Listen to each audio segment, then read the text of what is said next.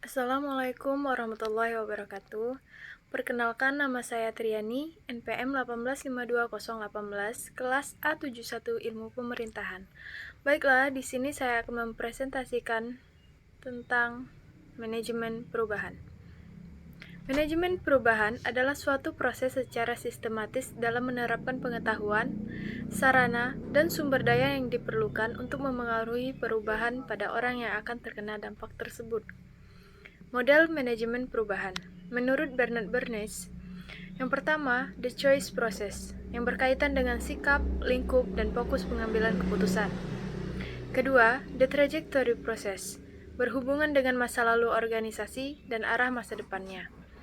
Yang ketiga, the change process, mencakup pendekatan mekanisme untuk mencapai dan hasil perubahan. Jenis manajemen perubahan menurut Haris Chandra ada 3. Yang pertama, smooth incremental change.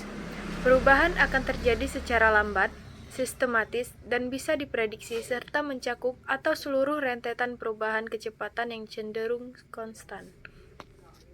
Yang kedua, bumpy incremental change. Perubahan yang mempunyai periode relatif tenang dan sesekali disela dengan percepatan gerakan perubahan, dipicu oleh perubahan lingkungan organisasi dan bisa juga berasal dari internal. Yang ketiga, discontinuous change. Perubahan yang ditandai dengan adanya pergeseran cepat terhadap struktur, budaya, strategi, dan ketiganya secara bersamaan. Perubahan ini lebih bersifat revolusioner dan cepat. Fase dan tahap perubahan. Menurut Haynes ada 5 tahap perubahan. Yang pertama, fase A atau positioning value, menentukan posisi strategis. Tahap dalam sistem berpikir di mana tujuan bisa dijelaskan secara gamblang. Posisi ini yang akan dicapai dalam suatu perubahan. Kedua, fase B, measure goals, mengukur tujuan. Fase ini menentukan berbagai mekanisme yang diperlukan untuk menilai apakah tujuannya bisa atau telah tercapai. Yang ketiga, assessment strategi atau strategi assessment, menentukan kesenjangan antar situasi terkini dengan situasi yang memang diinginkan, sehingga bisa ditentukan kebijakan untuk mencapai seluruh situasi dan kondisi secara lebih baik. Yang keempat, action level, aktivitas perubahan. Fase ini adalah fase penerapan dan penjelasan strategi yang selanjutnya akan diintegrasikan seluruh kegiatan, proses hubungan, dan perubahan yang diperlukan untuk bisa mengurangi kesenjangan atau untuk menerapkan tujuan yang sudah ditetapkan pada fase A.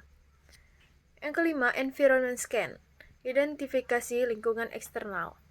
Fase ini akan melakukan seluruh identifikasi lingkungan eksternal yang mampu mempengaruhi perubahan. Hasil dari identifikasi akan memberikan arah dan perubahan yang akan dilakukan. Selanjutnya, pendekatan manajemen perubahan. Menurut Jeff Davidson ada 4, yaitu yang pertama, pendekatan rasional empiris. Target-target perubahan akan mengikuti kepentingan diri mereka jika itu diungkapkan kepada mereka, yang berarti seringkali mereka tidak mengetahui apa yang terbaik untuk mereka. Orang-orang akan berubah jika ia menerima informasi yang efektif dan informatif. Yang kedua, pendekatan normatif reduktif.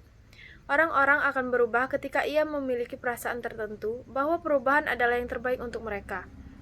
Redukasi dapat berlangsung ketika para target perubahan dapat tercairkan, dengan demikian dapat menerima informasi, sudut pandang, serta metode baru. Yang ketiga, pendekatan kekuasaan koersif. Mengasumsikan bahwa orang-orang adalah patuh dan akan melakukan apa yang diperintahkan dengan atau tanpa upaya keyakinan. Pendekatan ini akan lebih efektif ketika para target mengakui kepakaran dan keabsahan siapapun yang menjalankan kekuasaan. Selanjutnya, pendekatan lingkungan adaptif.